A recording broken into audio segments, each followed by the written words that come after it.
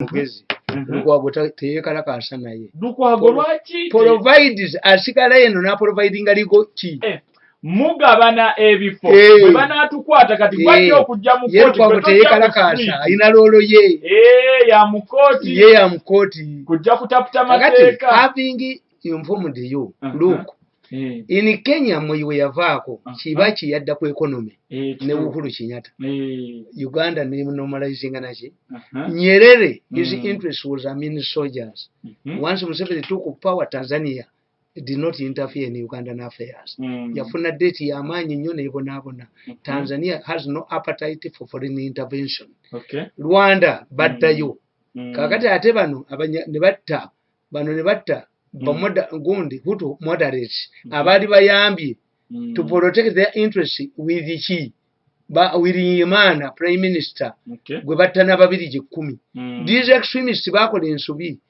kakati as a result bwe baddayo bonna banne baddukira mu Exile Rwanda is a country where you have 40% of its population former population in Exile Lwaki anti bakola emisango ne badduka ate ye Museveni ye yabasonyiwa bonna basemogere yabakwata n'abateeka mu gavumenti ye ng'abapakasi ne bamukolera agenza agoba omwomu kakati ate bali bamoderate abalyogedde ne bano ba RPF ate baabatta kakati ne bano batwagira mungu bigiri mungu Kagame n'abalaba tebalina mugaso if having a Hutu president ate eyamba ki nga Museveni ye bwe yakwata power ye ate ba refugees ba Uganda batambuza bigero okukomawo wano Abanyarwanda bo balemeddeyo kakati where did they go bagenda gundi kubanga twagenda e Rwanda abajasi ba Congo bajja okuyamba Abanyarwanda balwaniranga ku gaali genda ku Pale FM Uganda ko tulinde ku page ya mukaka twalonde gaali nga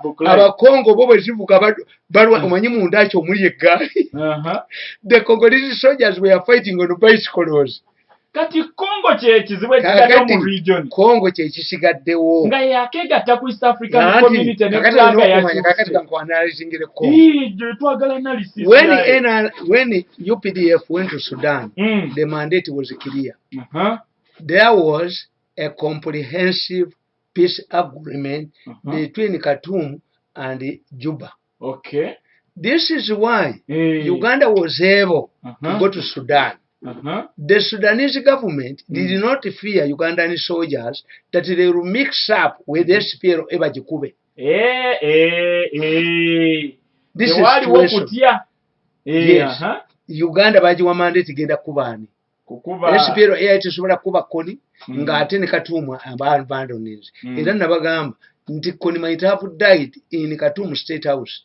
Baategera bali abawalabu tikokwata kukoni atrocities zonna ogenda ziwa Bashir kandi to be eliminated kuba ya sponsor abulidde bwana baleta ne bakomanda aba America ne bamunonya nabula bamu eliminating ne baga twasanze kaunda suit ye mu bibira kakati unlike the situation that prevailed when we went to Iron Fist this one we went there purposely to hit UPDF manya gond ADF but they are key players bwe tugenda okuba nga tugenze ne mandate ate M16 tetusobola M26 tugikwatako kikono kya mulala fendagano twagendeddewo mulala ADF ye waffe oli tetulina biyingira goli bestman leka kusangula mugole ntuyo you went where wazze kusangula zono this is what Uganda says oze kulya na kubala baana bange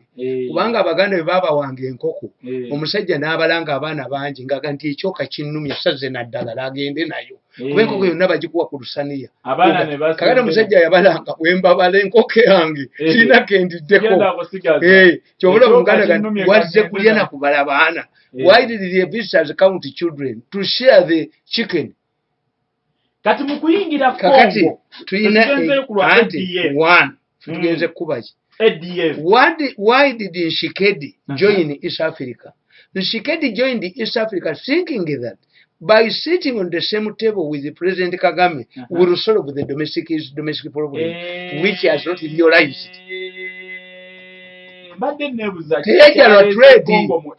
teyajalwa trade atenga byakagwawo M23 nesituka Kakati is a frustrated man. The Congolese are frustrated. Why? They thought that for UPDF to deploy in Congo to solve the problems is M23. If we turn to attack M23, we shall be a mercenary force hired by the Congolese government to solve its domestic enemies.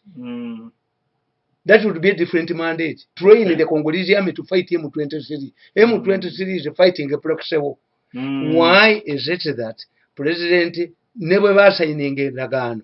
They exchanged bitter words between the Ssegirinya said the enemies of Congo seated here. What causes the bad blood between the two leaders? Yes. Kakati, Nakuganti, whenever I face a challenge or a problem, I refer to my Uganda wisdom, my father's wisdom, and my knowledge. When I refer the Congolese problem, conflict now, to my Uganda wisdom, Muganda tells you that when you go to a forest, pick only one item.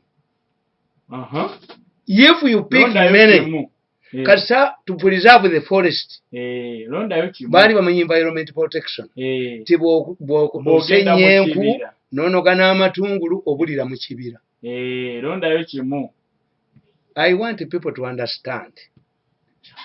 We were moving very well with hitting Ebya. Things changed after the business conference in Kinshasa. I hear some waiting in presidential jet.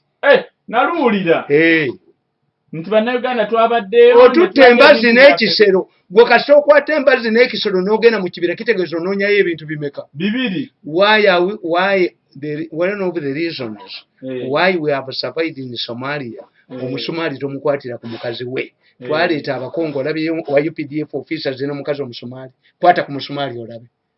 Tosulayo. Omusomali takwatibwa ku maali ye. Emaali togikwata. Kola ebirala mwe mutwala abamu. That's why the Americans bwe bagenda Vietnam badeveloping a Thailand. Mu kugenda nga bagenda mu bamalaaya. Mu kudda yes. The Japanese rounded up Korean women ne babatwala mu ddwaniro. Avo kube mundu nga yeesanyusa mutajjukira mukazi we. This was a strategy. Kakati mukutwalayo business forum mwe. Yes. Abala ne baga yes. It is because of non-planning, lack of planning by our government that organized a business conference in Kinshasa that has alerted everybody in the region. Kati buli ayina interest daga anti kakati Kenya gye mulugamba nti kiwukulu abakoleki Uhuru anti wulira the balance of trade eyaffe gyetulina ensubulagana we are the second country now. Netherland etusinga kati yeetwala amayirungi. Tuli second largest trading partner with Kenya. Ate gundi yaffe trading gundi yaffe eri $700 million annually. If you want to understand this money, this is the money gundi Obama raised for presidential campaign, $700 million unprecedented. Kakati kyenkubuuza Kenya eri mu elections eri busy. Ebakirize muteekayo kontaki za business nga yo yeebase.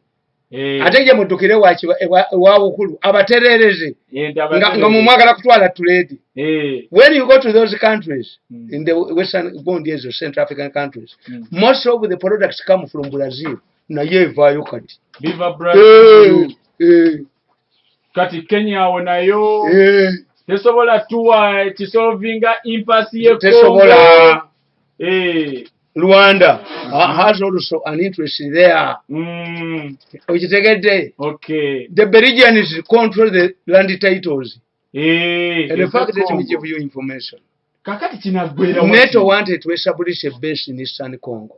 Uyu muitali chibamu kubira ba M23 ne bamutirayo. Ne baganti the Kenyan forces should go there given their experience in Somalia. Is it the first time for the Belgians to undermine a Congolese president? Kabila yagende China najyo billions of dollars mukaaga. Ababirigi bamugamba nti zizzeeyo.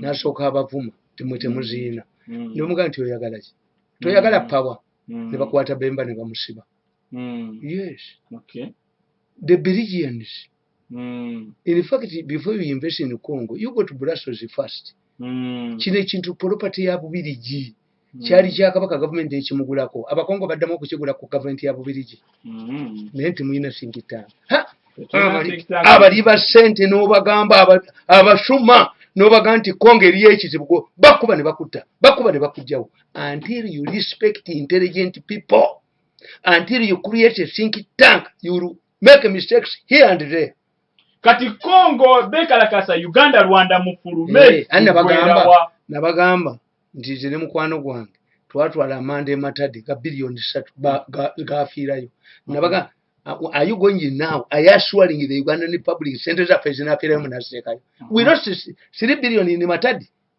yes abana okubeva kiwetinga opajje kisasa you are taking them mubazayo kati how can you organize a business conference in eraze when nategerera bagita mangu mawulire nindowooza nti doze bagiserwako ba kadaga you organize a conference a business conference in Kinshasa.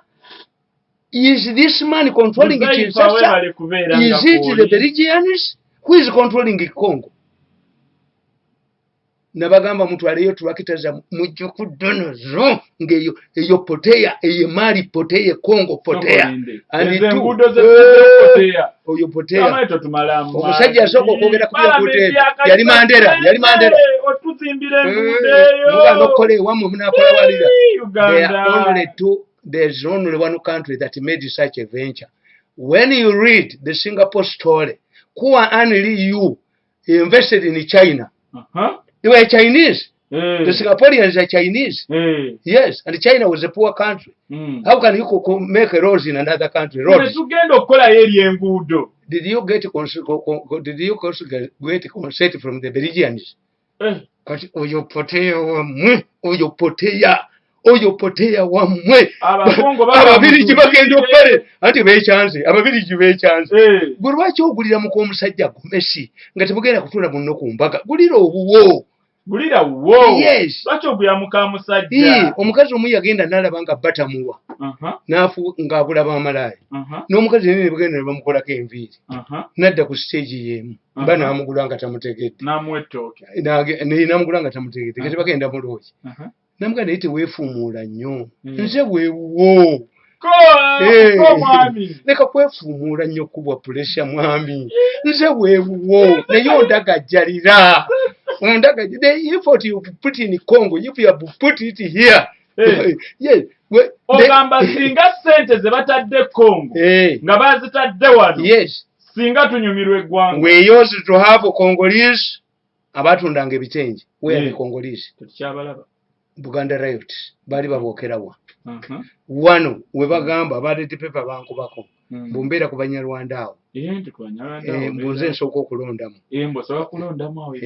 mbuze nsooka okulondamu Ebinyarwanda ate nga waliwo enkoko y'Abanyarwanda bagyokya mu ngeri yanjawulo n'ekyennyanja kyabwe kyangeri yanjawulo omanye bw'oba otudde n'abantu omuntu anywera ku cupa ya bia oba soda oyo munnayuganda kuba egiraasi bazibba mu bbaala ne bw'obeera ebweru when you are in London n'olaba atadde ekipapula mu ddirisa nga lyayateka muddugavu yava Haiti oba Jamaica ava mu Afirika omukazi omuzungu alipe kakati buli lwolaba omuntu alya yekka oyo Abanyarwanda baliira mu gurupu n'abalonza nawaayi batya butwa yes bagamwe namujje tulye bakoleza wamu kakati ozi Banyarwanda pulimisi kicupa kinene bwekiti naye bizinesi yali awo w'omusajja oyo nga bus ziringa international airport bus egenda ekigali Bujumbura wa esimbula essaawa bweziti but there was business there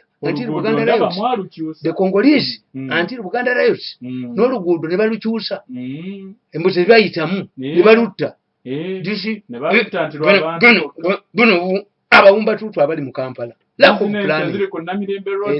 ate gwe tokimanyi baali bamaze oggula ewa Kisekka motoka zirage ewa Kisekka wano ewa Hamu waffe it was a strategy bwe munaabanga mukozesa short term strategies nga temuli guided by igunzi nze mbagambe kwata mwenda okwate Mirundi bakusingira abantu bano bonna kubaba bakimanyi nti ne Minister of Foreign Affairs nani ne business community naki tebasobola kwanukula Museveni kuba president yasooka okwogera ekintu tikakati yakugambye omukazi ow'emmwanyi kati tewali anyega but this has some have modalities what's the role of this woman is he going to establish amastore mu byalo oba yagenda kutuyambako marketinga lolo yeriwa tewali aginyonyola taliyo because the president has come up and said about something Lwaki ensonga eno ekyokwongezaako abasayansi bokka tekigenda kuleetawo kati nkugambye abasayansi miliyoni 4 bano 7,000 headmaster mu supervising 8,000 obwo bubulwa omusajja bw'aba ng'ayagala okumma abaana b'abalala ennyama aganti ngenda kujjawo ababadde balunda muli ennyo mwongere ababadde balunda bano abamme kubanga agabana kitono. Are you saying that the Japanese, all of the Japanese are engineers? Don't we have lawyers in Japan? Yes. Boba n'abasomesa bemuyita aba science, what science ki? Nga nabano bemuyita aba science tewali kye bakoze. After COVID, give me a product that was made by Museveni so-called scientists, by Dr. Mwangi. Is Bill Gates a product of a university? Bwe mwali bwe baali nga bebwaini awaabi oba Museveni yawangula bulungi oba teyawangula bulungi badokita be bajja bawulira omusango kati nze ngenze kakati yes nga tonnagenda katono nnyo katulinde ekirungi ekiri mu Afirika nti buli mukulembeze tumuleka n'aleeta innovation zize kakati bano kaba investinge mu science ndowooza bwe tunatuukira mu 2026 nga tufunyeeyo nga Uganda etwala ekizungirize ku mwezi bwe tunaalemu atwala ekizungirize ku mwezi tujja kutegeera nti the policy is bad. Everybody must be accommodated. You cannot discriminate teachers kuba n'abasomesa mumpuli asomesa mu kitabo kya science nga yakiwandiika haboti mutubulire yo asomesa ebya science ng'ekitabo kike mutubulire yo aba science abalina theories ba developing ne twamu ekintu tubakubireko mu ngalo akasembayo wano kasola bw'omusajja abuuza omunye ewaka sabuni mukoze ayafuwad sabuni bamulya omunye basobola okutikka mu lwaki if we have resources little resources let us accept nereka kudiscriminatinga mu basomesa tewali yali akoze kintu kyonna kayola basi kayola zigenda kujja weyaze abasajja baafera mmoyi weereweze emyaka 24 mbuyinza yagamba ntukozewo uhuluka ne basomba ba engineers mu ame mulerwe wa werize uhuluka teziriyo abakulembeze abantu beebuuza lwaki omusango gwa Ssegirinya ne Ssewanyana tegutandika babeera oteri beto emyezi gigenda n'omwaka munatera omanyi be baakola biki akabukedde kabakubanga ne kakuba Ssegirinya ze wenategeerera bakakuba Ssegirinya Ssegirinya embwa ejja kusigala